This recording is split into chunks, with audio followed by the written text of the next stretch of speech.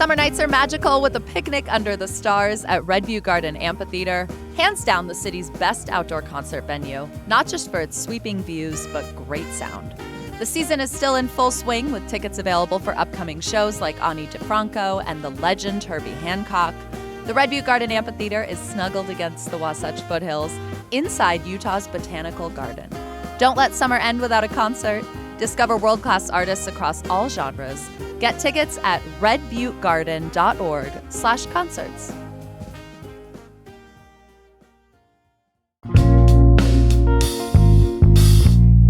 Today on CityCast Salt Lake, what lengths should our state go to save the Great Salt Lake? Something murky is on the table. We discuss it. Plus, it is time to put the word Tradwife to rest, says Nara Smith, and some picks for your weekend. And then we've got a special segment just for our members. We share some of the coolest science research coming out of Utah these days. I'm host Allie Vallarta. I'm here with CityCast Salt Lake contributor Cassie Bingham. Hello, Allie. It's good to have you back, Cass. It's been a minute. Yeah, thank you. And CityCast Salt Lake contributor Chandler Rosenberg is here. Hi, what's up, guys? Good to see you. All right, let's get into it. This headline from the Salt Lake Tribune: Utah wants help saving the Great Salt Lake in exchange for hosting a federal nuclear hub. Before we get into the nuclear of it all, because I feel like there are some things to be explained here. If you moved to Utah yesterday, one, just quickly to say, our governor really, really wants our state to be a leader in nuclear energy. We can talk more about that. The second is our namesake, the Great Salt Lake, is shrinking. And this is very concerning for a number of reasons. One, ecosystem collapse. Two, the lake bed is toxic because it's a terminal lake. Water goes in, it doesn't come out. Recent polling found that almost 70% of Salt Lake County residents are concerned about the lake. So the lake has had a good publicist in you, Chandler Rosenberg, for years now. But Chan, you are the managing director of Great Salt Lake Rising. The lake is how we came to know you on this show. I remember one of our earliest episodes, we brought you on and said, explain this crisis to us. Yeah. What do you make of this headline? It really, I think the headline is way overblows what's happening here. If you read the article, there's nothing in any of this agreement, the discussion around nuclear, that's actually related to support for the Great Salt Lake beyond a statement from the governor's office. Thank you. Who said, because that was also, I read this article, Cassie, maybe you had a similar experience. I read this article and was like, I'm control effing Great Salt Lake. Yeah. No, there's nothing. I went through the MOU. I did a broader Google search. That's just a talking point that they have glommed onto. And again, I'm not going to say, I know the state is working to get some federal support for Great Salt Lake. We could talk more about that if you want. But yeah, in my mind, I'm like, oh, sexy talking point. These two are actually totally unrelated. The state's going after nuclear no matter what. They just realized people like the Great Salt Lake, and that's going to soften the blow. 100%. Right. I feel like from a social science perspective, just reading that article, looking at the headlines, it felt like some version of lesser evilism, right? Where they're trying to almost create this frame that is actually a fallacy, that in order to get help for the lake, you have to be okay with this. And whether it's founded in reality or not, it's going to frame the way people feel and what behaviors they engage in to advocate regardless, right? And so I think my conspiratorial brain makes me think they're trying to almost manipulate people to feel like they can take a step back from advocacy if this is instead the exchange. This seems like it's entirely manufactured at the state level to seem like a trade-off. I don't get the impression the federal government is thinking about the lake as part of this at all. They just put out this RFP. Do you want to store nuclear waste for us?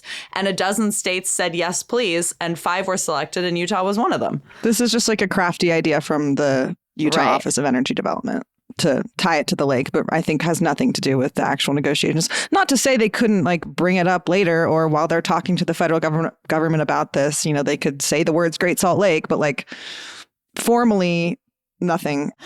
Are there asks on the table of the federal government right now in the activist and nonprofit circles and also political circles that are working to save the lake?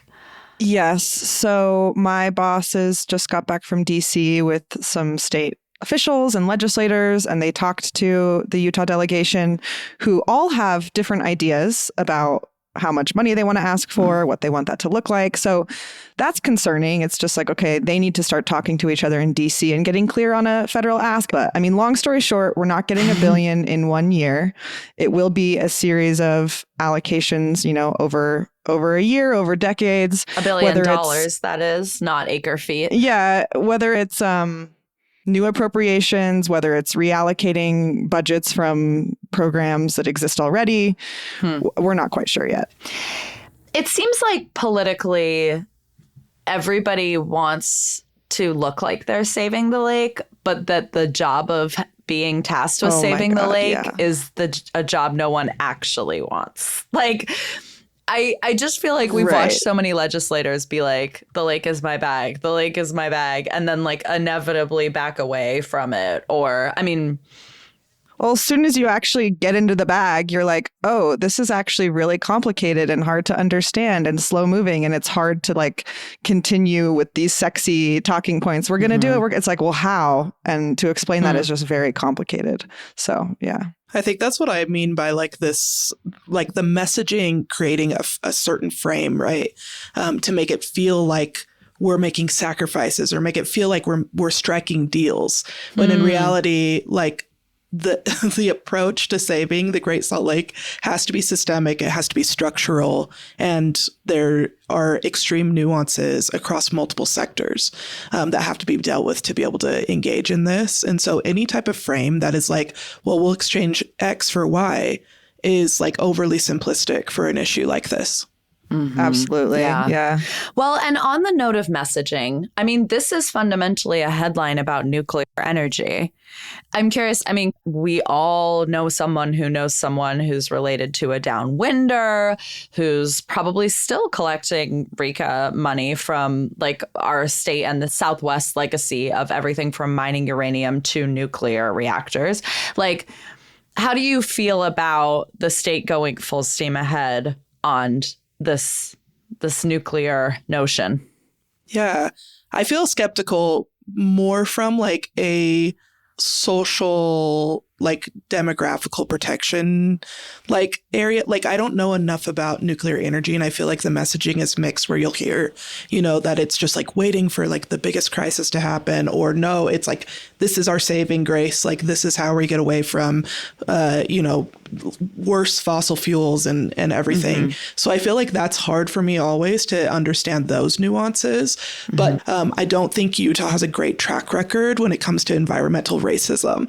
And we can see that, I mean, many of the downwinders in southern Utah are Navajo Nation people, right? And in terms of like uranium mining and all of that. And so my question is like, whether we're talking about class and like lower classes, whether we're talking about race, color, ethnicity, right? Like I wonder, what are the actual protections in place for Utahns when it comes to like the regulations and policy around us being a state where inevitably we're going to be trafficking like radioactive hazard if we do this.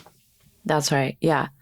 We should just say, by the way, nuclear energy, here's how it works. The dumbed down version is that the nuclear plants split uranium atoms. And so that process is fission. And basically it releases heat. The heat boils water into steam. The steam spins a turbine. Turbine spits a generator. We get electricity. It's kind of the same as coal, except there's no combustion, right? So it's fission versus combustion. And that's what makes it, quote unquote, green energy. But yeah, I mean, I think it's interesting that you bring up, Cassie, like the messaging piece of all of this, because even when we talk about nuclear in our state, it's almost entirely messaging at this point. We've yet to have a small modular reactor ready to work in a Utah community. It could be a farce. We don't know yet. We don't have it, right? Maybe in 10 years. We're making deals based on something that doesn't even exist yet. We're opening up Bears Ears to mineral leasing, uranium leasing, when we don't have these reactors yet.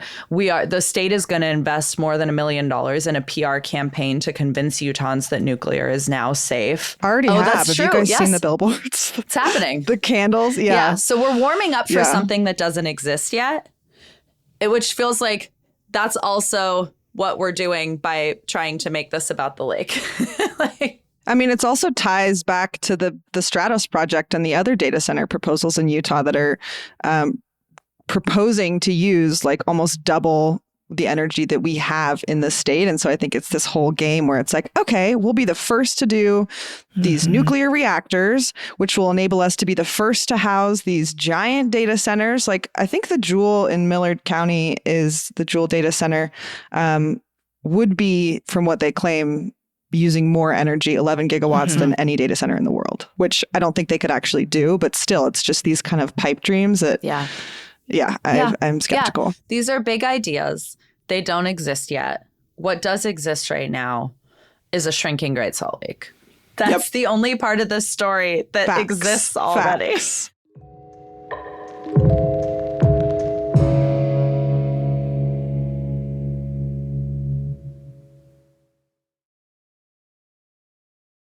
CityCast Salt Lake contributor Cassie Bingham and CityCast Salt Lake contributor Chandler Rosenberg. I'm excited to talk to you both about this Nara Smith headline, where, in case you missed it, she went on Call Her Daddy, the podcast, the TV show, and basically said, I'm not a tradwife. Stop calling me a tradwife. And kind of went point by point all the reasons that she believes she's not a tradwife.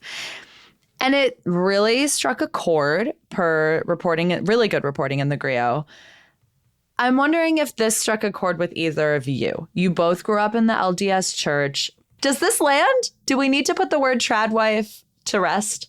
I'll say it. It actually did land for me. I saw a clip online of her being like, I'm not a tradwife. And she goes through the definition and kind of refutes each point and is like, I'm working. Who else is making food in this couture gown?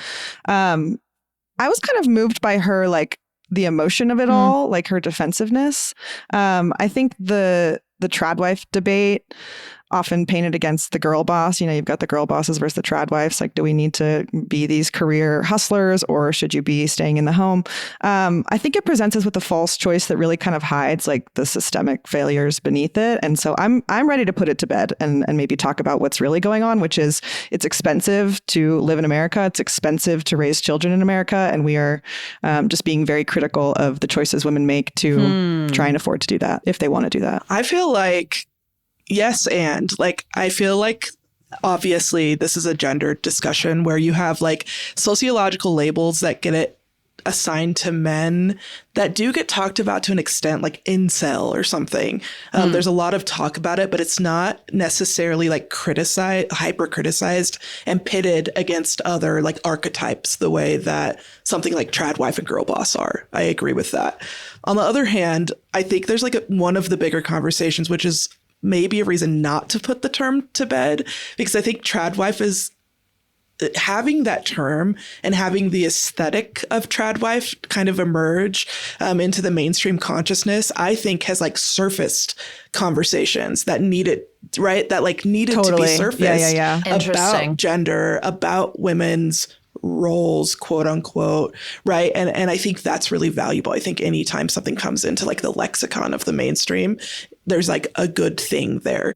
Yeah, you're totally right. I think the word like aesthetics too. To me, this kind of, you could zoom out and it's like a conversation. Because I think what people are so upset by is the performance of tradwifery, where it's like you're pretending to be this stay-at-home wife that's cooking from scratch and whatever, but really you have all this money and you're not actually doing the work. And it's like, okay, well, let's talk about performance in general on social media and like the damage of that and the damage of people just following influencers in general. I think that's kind of the deeper layer here too. Well, and I love talking about this on a Salt Lake City podcast because here in Utah, we're like the microcosm of this phenomenon, right? Like we have Mormon women who come from a religious, I think I could speak to this, you know, from having been Mormon myself, like we come from a religious heritage that teaches like very stark and rigid gender roles, and then also teaches things on top of those, like modesty, not just in, dress, but also in like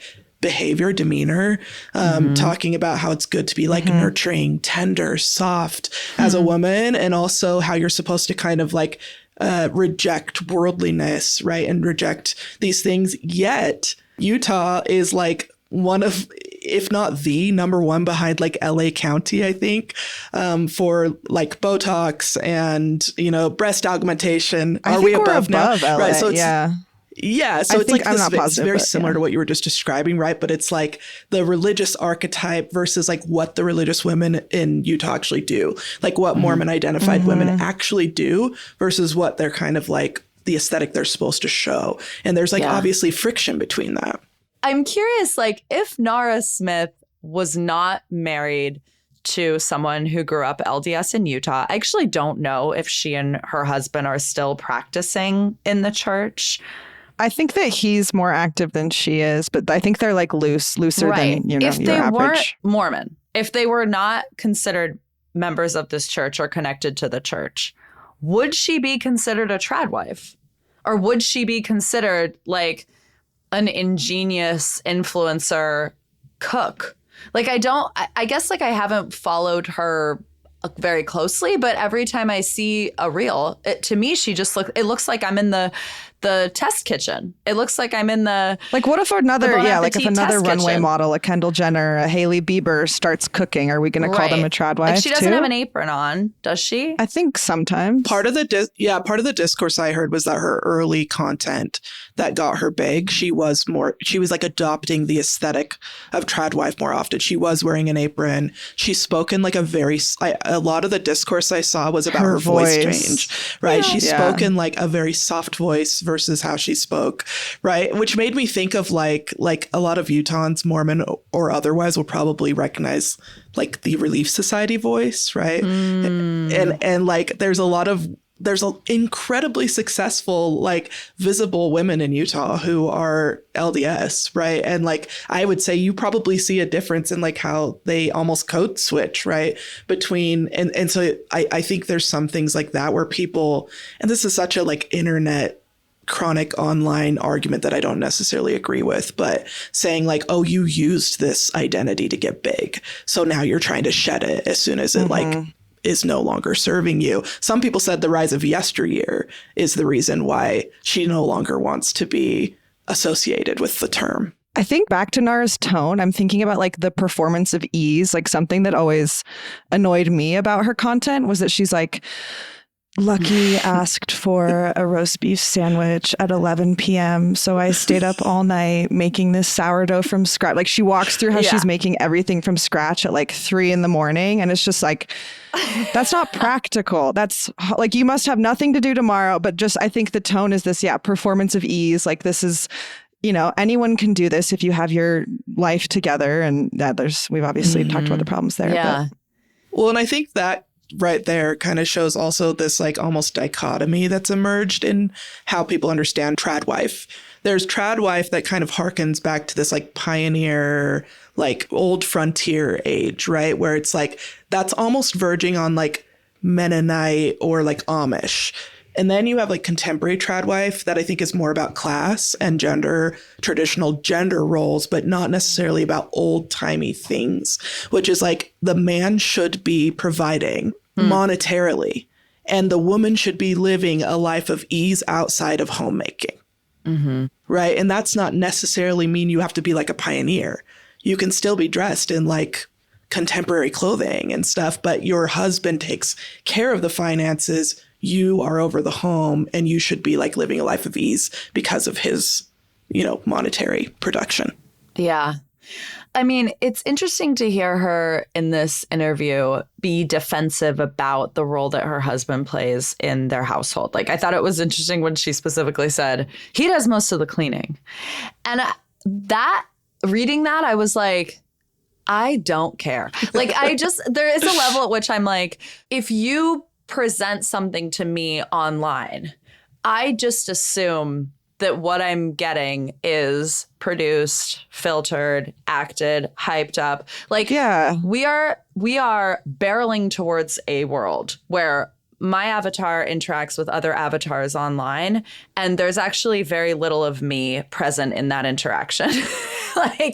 And so I'm just like, you do not owe me an explanation of how much your husband is cleaning in your home. It's like, I don't, but I guess that I also understand how, because she's become emblematic, because she's people see online figures as almost mentors, that maybe we've demanded real this, problem. but I don't. It's the same way that I kind of feel about how I don't care about our elected officials' personal lives. Like, if you can govern well, keep doing it.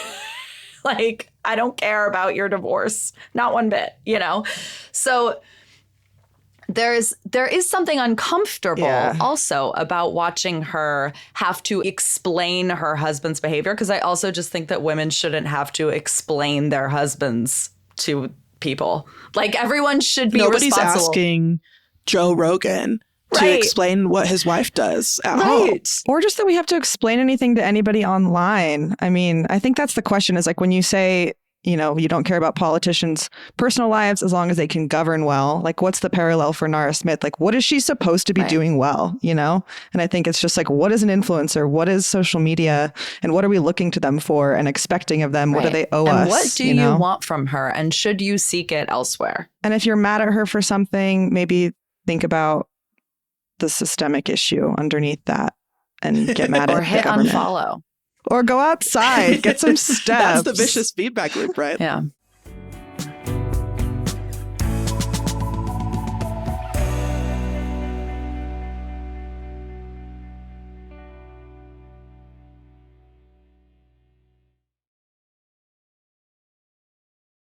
CityCast Salt Lake contributor Cassie Bingham and Chandler Rosenberg. Let's do Pick of the Week. It's our proverbial Friday here at CityCast because we've got a special episode for you tomorrow. But normally we do Pick of the Week on Friday. Cassie, you lead us out. What's your Pick of the Week? My Pick of the Week is Clubhouse SLC, specifically Clubhouse's figure drawing. I've been going with my friend CJ on Monday nights. Clubhouse is just like a beautiful venue. It's like, I think over 100 years old. So it's just like a romantic place to be. You can sit at like a drawing horse, or they have like stools, they have tables, all sorts of stuff. There's nude models who are paid to be there, and they do like segments of like 1 minute or 3 minutes or 5 minutes or 20 minutes. And then between poses, you can get up and look at everybody else's drawings. And it doesn't feel like weird or condescending or like exclusive at all. There's people of like all ranges, and everybody's like being so appreciative of each other's expression. Yeah, it's really, really fun. Oh, I love that. Nice. Is it BYO pencil and paper? Yeah. Okay. BYO drawing But you can bring kit? anything. Some people paint, some people do pastels, some people draw. Beautiful. Oh, cool. Chandler, what's your Pick of the Week?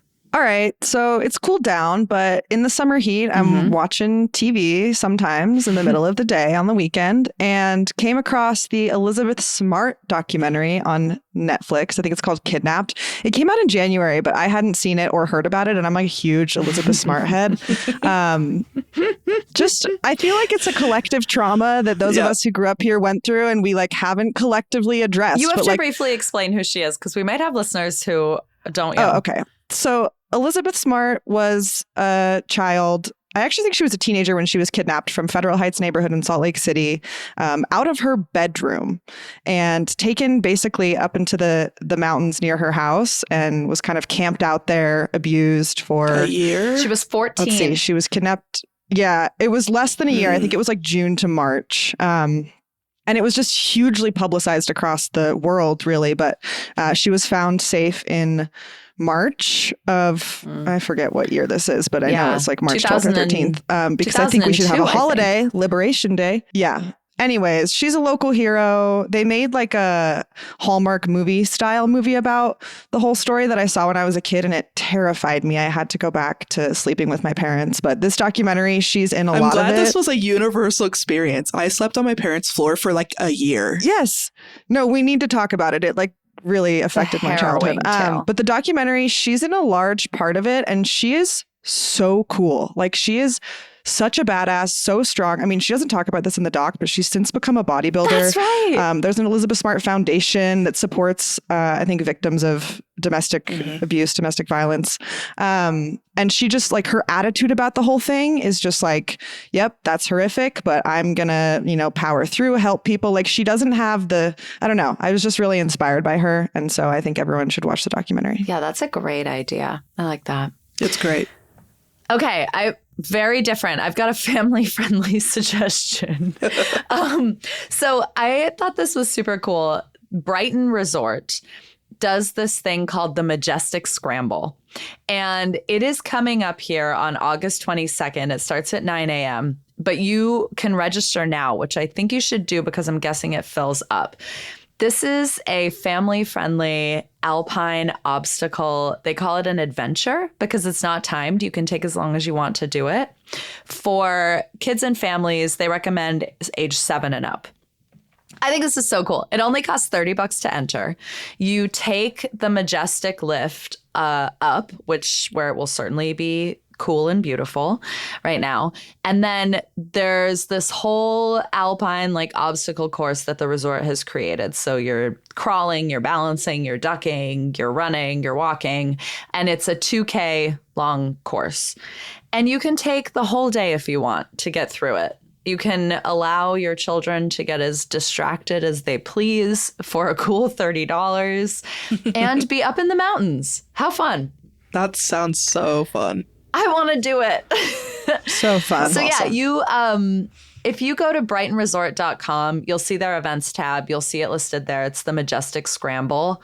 And I would pull some kids together. Or you know what? If you want to be an absolute hero, call your friends or siblings and offer to bring their kids and give them a morning off and take the whole lot up to the Majestic Scramble. So nice. Okay, now it is time for something very special. If you are in our membership program, we have a special segment just for you. We are talking about some of the coolest science coming out of our state right now because groundbreaking things are happening at our universities. And I think you will be surprised and delighted to hear many of them. This is a bonus topic. It's just for our paid members. And the reason that we're doing that is because we could not make this show every day without our membership program. So we want to offer the folks who support our work at $10 a month or $100 a year something special. If you are not a member, if you're not interested in becoming a member, this is the end of the episode, which is okay. We've loved our time with you.